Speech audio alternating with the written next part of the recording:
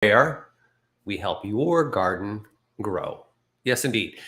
For those that don't know me, my name is Frank Ferragini, aka Frankie Flowers of City TV's Breakfast Television and City Line. Four-time, that's not one, that's not two, that's not three, four-time best-selling garden author, as well as an award-winning landscape designer.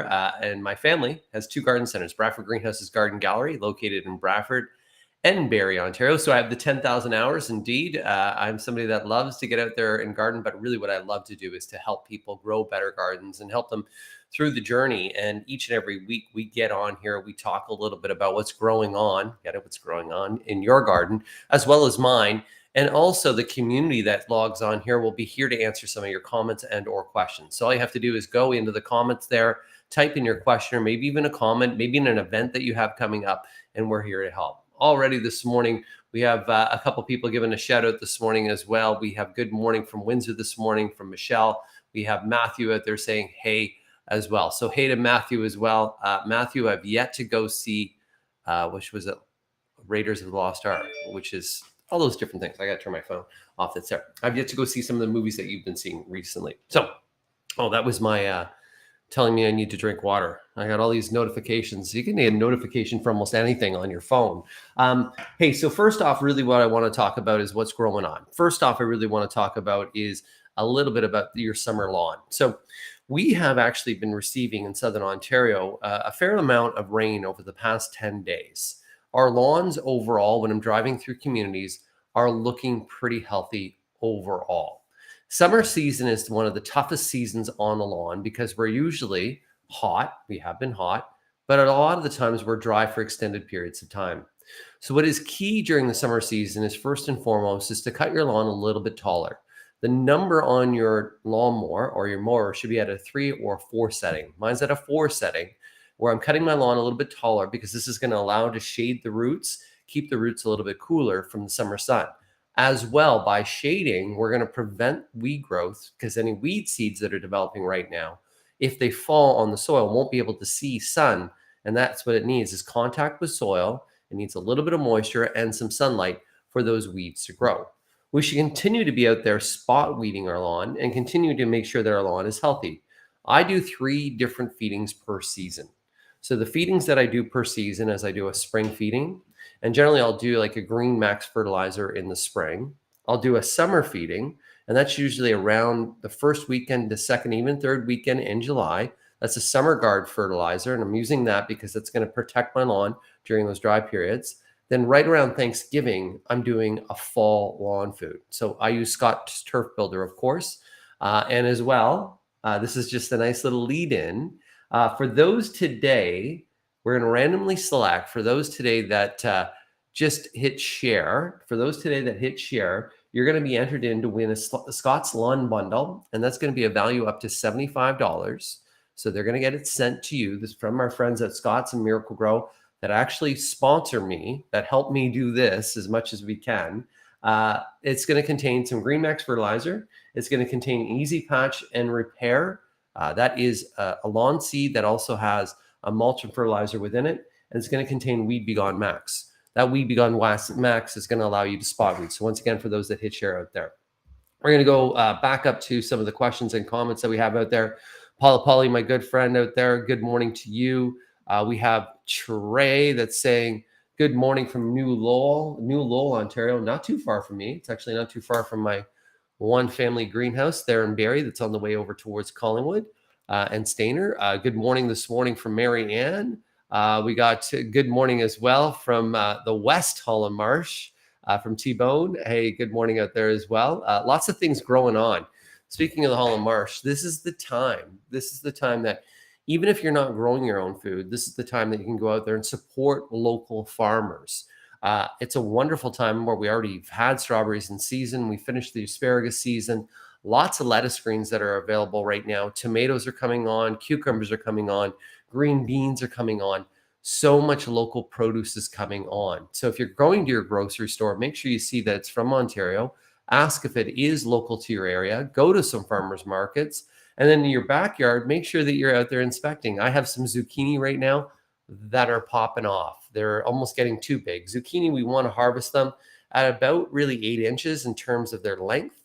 As soon as the zucchini gets like over 10 inches and starts to get really bound, when people show those pictures of those huge zucchinis they grew, I'm like, kind of like, dummy, it's going to be bitter now. It's not going to be as tender. So we want to be harvesting them a little bit at a smaller size. You're going to have lots of zucchini. Tomatoes, when you're harvesting tomatoes, I just want to show you, like, tomatoes are something that are just one of the most beautiful. I'm just going to share my screen here because I just like to show pictures of tomatoes. And this is just where I went on to Google and I typed in when to harvest tomatoes. Tomatoes are absolutely, one of my favorite things in the summer garden. I just love to use them and use them in salads and sauces. This here is actually a really good picture of a tomato that is really nicely ready to harvest. So when you look at the tomato, it's almost fully red. This is to the right of your screen. You can see that there's almost a little bit of a yellowish tinge to the top of that tomato. And when you would feel the tomato, it'd be firm but soft.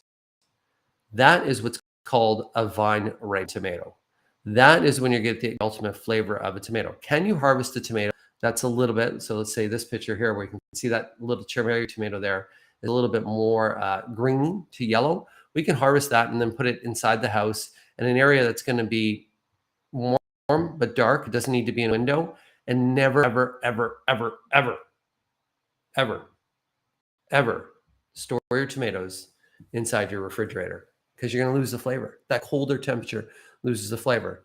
Tomatoes will not last longer in a fridge. Just put them out of light in your kitchen or in your like little side pantry. So it's dark but still room temperature, and they will do great. That's out there. Good morning from Arnprior. Arnprior, of course, just north of Ottawa. Say hi to the Canadian Tire there, which I've delivered flowers to before. Good morning from 4B. I like this when people are telling me there's zones that are out there. We got a question here from Burlington this morning. Burlington, a lovely place. Can you advise what is happening with my zucchini plants rotting on the vine and something is eating the flowers? So most likely, and I'm going to type this in to show you what's probably causing some of this problem, because I had it and we talked about this last week. So we're going to show you what is known as the cucumber beetle. So if you look, I'm going to share my screen here because I'm just pulling it up here live. So what's attacking many zucchini plants, cucumber plants, and squash plants, especially at this time of year, are cucumber beetles. Cucumber beetles can either have, you can see the stripes that are here, but some cucumber beetles can be spotted as well. These guys here can be easily picked and squished. On cooler mornings, they can be shaken off the plants. When I first had them on my plants, I just took a high pressure wash off my hose and washed them away. But then what I put on, boom, and we're going to go back to sharing as well, is I put on, it's called Beetle Be Gone. So it's called Beetle Be Gone Max. I'm going to share this as well for you. This works on your cucumber beetles. This works on potato beetles. This works on Japanese beetles. So once again, it's called Beetle Be Gone Max. This was really important if you're using it on your zucchini. It's a natural active ingredient, and it's a live, natural occurring organism that targets the beetles that is totally Health Canada approved and totally safe to use even around things like cucumbers. Those zucchinis that are rotting on the vine, make sure that you're not overwatering. Remove the zucchinis that have rotted on the vine because you're going to get other flower production. Treat the Beetle Be Gone to get rid of the cucumber beetles, and you should be in good shape overall. So I hope that helped you. That's there. But that's kind of a classic and common question that's out there. Here we go with another. Here we go. I had summer fertilized yesterday. Then we had the torrential storms. Should I do it again? So generally, no. So it's generally a slow release fertilizer. If the torrential rains and you have fully compacted soil, so let's say that we have a clay-based compacted soil and you have a lot of runoff and you live on a sloped area and it was a torrential rain, so it just turned on the tap and then you saw a lot of runoff of that rainwater coming off, would that wash out some of the fertilizer that you applied? Yes. I would wait about a week to 2 weeks before I reapplied. If you don't see your lawn respond, meaning it get a little bit deeper green, meaning it look a little bit lusher over the next 7 to 10 days, then I would do a reapplication then. But summer fertilizers that are good quality premium fertilizers like a Scott's Turf Builder, They are a slow release. And what means by a slow release is that they're applied on your property and they'll gradually release fertilizer. And many of them, you'll see that the particles are fairly small particles. So those particles almost attach themselves to the ground with a little bit of moisture. That way, we don't have runoff because we don't want runoff of fertilizers into our lakes and streams because we don't want to elevate any of the nutrient that is in the water that's there. So we want to do at our best efforts while helping our plants, helping the garden, help green the grass, which creates a cooling effect for the environment. We also want to make sure that we're minimizing any other impacts that could happen, which would be rainfall, would be runoff from rainfall. We got a good morning this morning from Ottawa. Good morning to you, Ottawa, beautiful city. I haven't been in a little bit of time. I got to visit there too. Good morning, Frankie. And Frankie, thank you for doing this. It's my pleasure. You are so busy, and I really appreciate this half hour. Very informative. If I could read, it's my pleasure. Yeah, it is an effort to get up every Sunday morning to kind of hang with you guys and do this. But I think it's an important thing. It's about me, number one. This is like a half an hour of me staying on top of what I know, me learning more than what I know, because if you don't use it, you lose it. It also allows me to see what's going on in people's gardens. So that allows me to figure out what kind of different things that I can put on Instagram or on Facebook. So the different content that I can build, what can I write for my newsletter? What can I write for my website? Then that also allows me to tell my family at the garden centers what's going on in people's gardens. So then that way we can actually really have a real good pulse. So as much as I'm helping you, I hope you know you're helping me too. So there you go. It's a mutual exchange out there. Lynn, morning, Frankie. Last fall, I put in some strawberry plants. Amazing. This year, I got a lot of runners, but all the berries have browned before harvest. So first off, I would ask Lynn is where are they planted? Secondly, I would look at what variety that was planted. The best I have, I'll show a picture later, or maybe I'll post it later on. I have some everbearing strawberries planted in a container right alongside an eggplant. And the amount of strawberries that this small little pot is putting off is remarkable. It's in a well-drained soil, right? Because it is in a container soil because it's in a pot, but I actually put in a little bit of garden soil in there just to kind of heavy it up a bit. It's been getting adequate water and moisturing, and there was a lot of runners. Like strawberries will put runners off, and those runners can either be clipped or you can actually reroot them to create more strawberries that are there. The browning of the strawberry while it develops at fruit could be as really a lot of the times is if it is only a June bearing strawberry and we had drier conditions and it wasn't watered right, it may not have had enough moisture for that browning. It could be rot. It could be several different things. So what I would like you to do is I would love you, Lynn, to send me a picture. It's Frankie at frankieflowers.com, Frankie with an IE at frankieflowers.com. Send me a picture of those strawberries and we'll figure out what's going on. Diane's given me a shout out this morning. Good morning to you this morning, Diane, as well. We got Marlene. Good morning this morning, too, from Brantford. We got Kathy this morning, which is saying good morning. I love all the morning shout outs that are out there. We got TJ from the Fourth Lakes saying good morning from a beautiful place that I was there earlier this week with Princess Margaret Hospital. I was at White Lake. Good morning, Frankie. How are you this morning? Miriam, I'm doing great. Just after this, I'm going to go with my son. My son is going towards his G2 on Wednesday. So today we're going to practice some driving. I'm off work this week from Breakfast Television, just taking some vacation, but also I'm off work this week so that we can drive almost every day with my son so that he can be in great shape for his test that he has coming up. Good morning. Do you remember that first driving test? Do you remember how important that was to you? Frankie from Burlington, good morning to you as well. Judy, a good shout out to you. Frankie Flowers, how you doing this morning, Judy? Heather, we got another shout out this morning too, Heather from Penetang Machine. I also want to talk about something. Okay, we got lots of shout outs. Love the shout outs, but I need to share a screen right now. So what I'm going to share a screen with, because I've had a couple of questions this week in regards to something that actually has been popping up in my gardens as well. And that is this weed that is growing low to the ground that has a pretty white flower on it.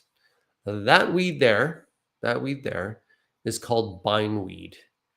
It is an incredible weed. If you look how it mats itself low to the ground, it sticks its roots into the soil. It can actually then almost propagate itself by the runners that go out that then shoot down back in the soil. I always remove bindweed right after a rainfall because the soil is a little bit looser, so the bindweed will come up. Still, at that time, it's difficult to come up. It's a very hard weed to control because it is a perennial weed. You have to, if you're removing it, you have to remove the roots. I actually remove the roots and then I kind of till the soil around where the bindweed was to try to further chop up the roots. By restricting top growth after that again, it's going to restrict the growth of the bindweed. It's going to take several times and several hand removals of this to get rid of it. I could spray it with a non-selective herbicide like a Roundup, but still it could take a couple of different applications. So if you have bindweed, continue to battle against it. Thick layers of mulch will help in these areas as well. But even if you remove it once, it most likely will come back again. And I'm seeing more bindweed around. But if you see this thing pop up and you're like, ooh, that's a pretty white flower, it's going to become invasive and starve out and struggle out and suffocate many of the other plants that you have there. So just be careful with bindweed this morning. Heather, we got another shout out from Heather this morning from Penetang Machine. We got a shout out from Thessalon this morning. Good morning to you. We got Carla and who's saying good morning this morning from Sunderland this morning. We got Vera saying have an amazing day out there. We got another great shout out here, and this is good. Just purchased first pick corn at a local farm stand. Valerie, that is summer. I'm telling you, today, if you're watching this, I want you today to make the effort to go to a farmer's market, a local farm stand, or just get something that is locally grown and that is fresh. If you have tomatoes that are ready in your garden right now, what I've been doing with my tomatoes, they're a smaller size tomato. I bought some burrata cheese. I've been slicing the tomato, just putting a little bit of burrata cheese on the top with a couple basil leaves, a little drizzle of olive oil, and then some balsamic with a little salt and pepper. But even like a tomato, like this is what I'm saying to you, is like a tomato sandwich, simply just toasted tomato sandwich. Oh, this is the time to get out there, guys. Just the time to get out there. We got some rain in store for us today. Happy Sunday from the Ottawa Valley. Rainy morning in Renfrew today. Renfrew is a lovely, lovely community there. Not far from there, I used to do whitewater rafting. It has been a stormy week overall. Unsettled conditions, lots of rain that's out there. So when we have rain, and then if we have high humidity after, we'll probably most likely have a lot of slugs, a lot of earwigs, and we're going to have an increase in some of the diseases that happen out there. So potential of fusarium wilt, we could have some blights, we can have some powdery mildews. So after this rainy season, keep your eye out there, guys. Keep your eye out there. Good morning, Nolan from the French River. Let's hope that you're doing some fishing out there. Trey, could you help me on Red Hot Chili Peppers? I don't know many of their songs. Joking. How to grow them. Mine are growing slow this year. So a red hot chili pepper or any chili peppers, which even this includes everything from Scotch bonnets to your jalapenos, to your cayennes, to your Trinidadian scorpions. What they require is full sun and lots of heat units. So they're a little slower growth. We've had a little bit more overcast skies, so we have not have direct light units to them. Could be a little bit slower because it's maybe not in a full sun location. I grow my peppers in big black pots, big, large black pots, and they do fantastic. My jalapenos are on now. I have production on cayennes already. And really, some of the other varieties are doing really well as well. The reason why I put them in a black pot, the black pot that's elevated, warms the soil faster. That black pot as well attracts sunlight. So that sunlight warms the soil. So I'm getting lots of heat units there. It's in full sun, lots of light units.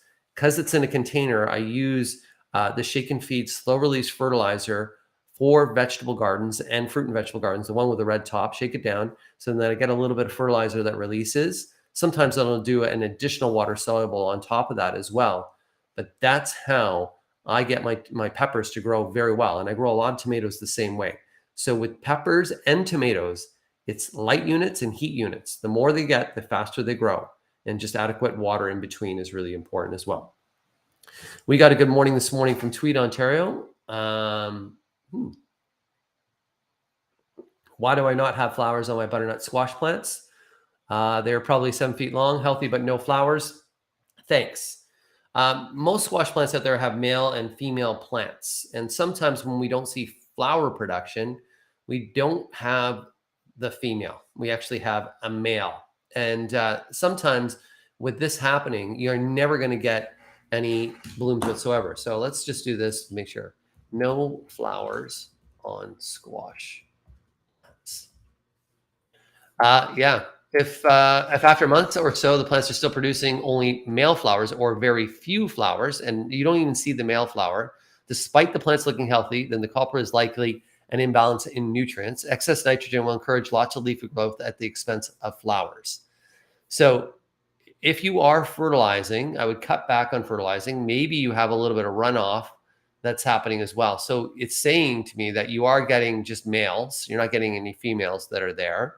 And it's saying to me the reason why your plant's doing this is that it could be not getting enough of the middle number of fertilizer, which is phosphorus, and it's getting too much of the first number of fertilizer.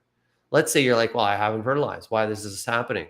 If your squash plants are planted near pine trees, even cedars or any type of evergreen, those evergreen needles can drop into the soil and actually acidify and put more nitrogen levels into the soil. If you fertilize your lawn and your lawn food can wash to that area, that could be more nitrogen. So what you can do is you can apply a water-soluble fertilizer after rain that has a higher middle number, like a superphosphate, and see if that you can correct the problem. You may not be able to correct that problem for this season, just to give you a heads up that's out there.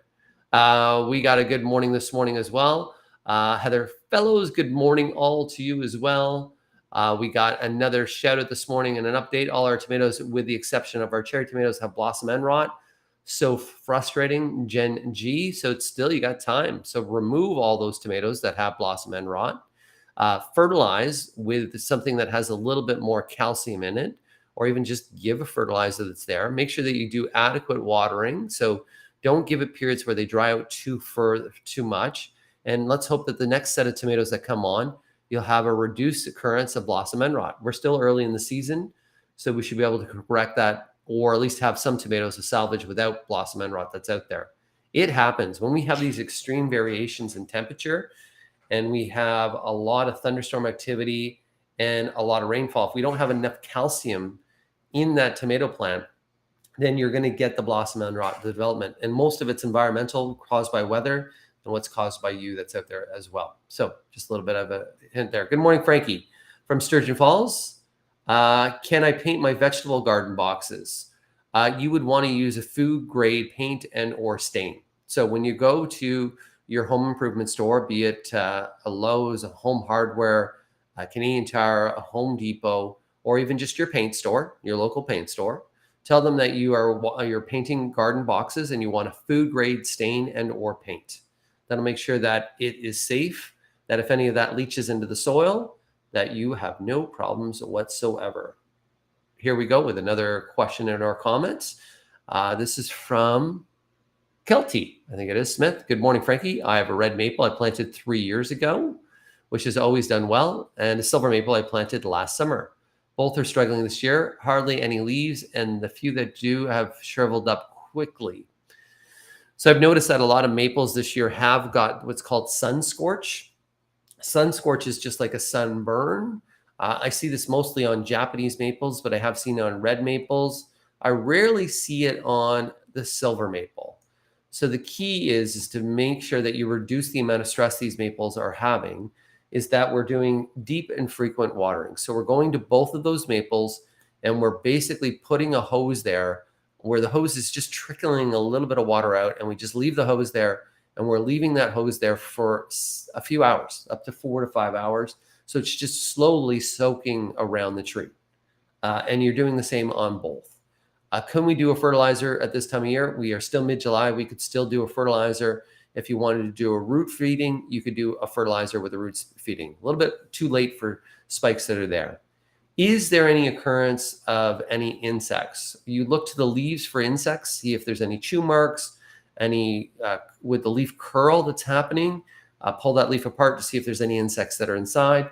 Look to the stem of that maple, meaning the trunk of the maple. Do you see any holes or bore holes? Do you see any sawdust around the base? If that's the case, then it's an insect problem. But those are some of the things that could be happening. Matthew's telling me what he saw in the movies.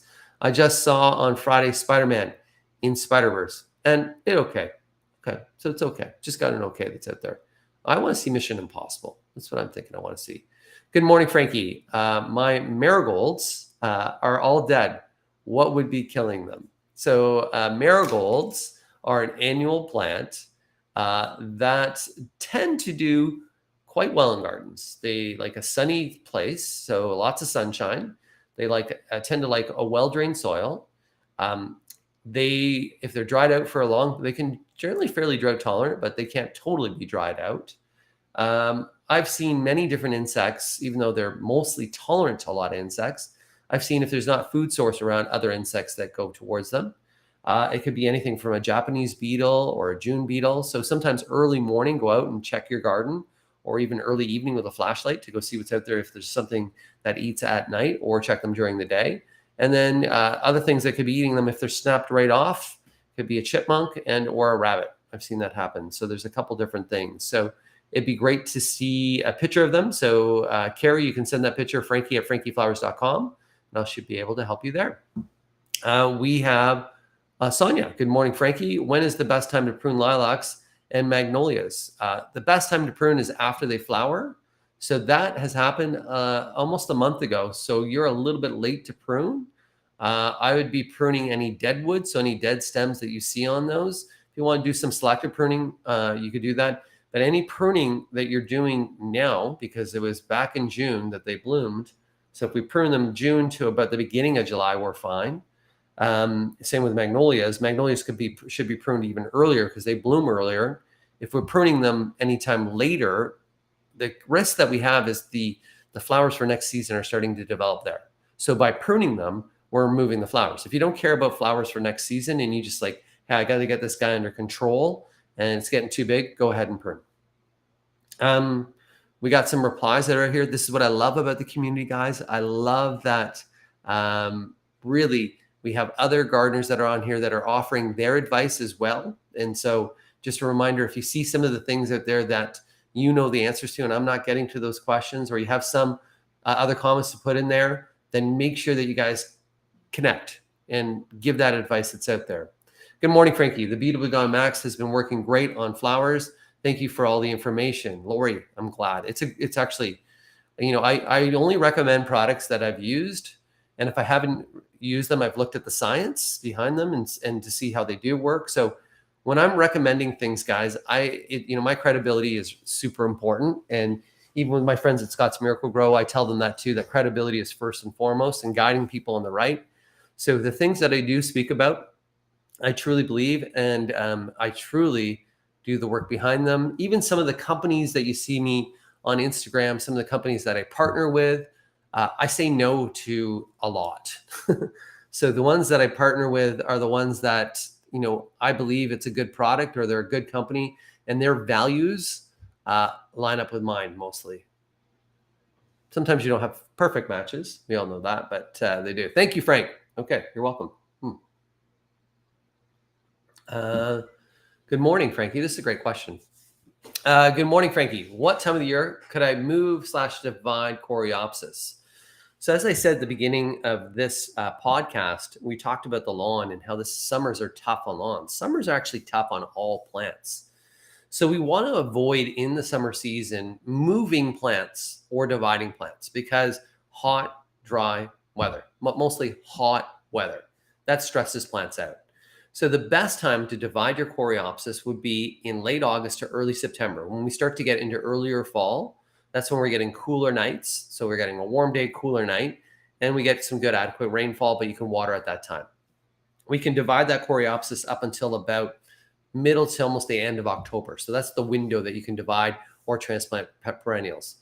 You can also do that in the spring. So in the spring, you could do that when they just start to appear and pop up. You can do the divisions then. Some of the earlier spring blooming plants, we don't want to divide in spring. Those are the ones that if we were to divide them in spring, we may not get as much bloom power as what we'd want to get. But those are some good tips that are out there. Always use a transplant fertilizer after you do the moving and or dividing of plants.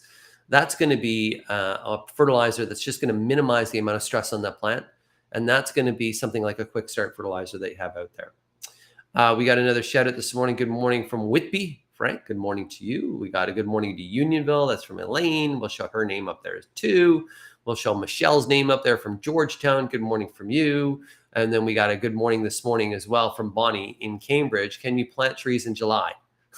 Yes, you can. Container grown plant material, trees and shrubs that you see at nurseries that are container grown, as long as when you're planting, you're going to be home to make sure that you give adequate waterings, deep waterings, and you're not planting and then going away for 3 weeks to the cottage, you can. It's actually still a decent time to plant. You would want to use a transplant fertilizer like a quick start fertilizer. It's not the optimal time to plant, but you can still plant with great success in the summer months. And I've done it super many times. I've actually gone to a lot of garden centers and bought discounts in summer seasons and designed and saved a lot of money by doing so, by doing those summer plantings that are there as well. We got good morning from Woodstock, Ontario. We got another shout out this morning as well from Newmarket, from Penny.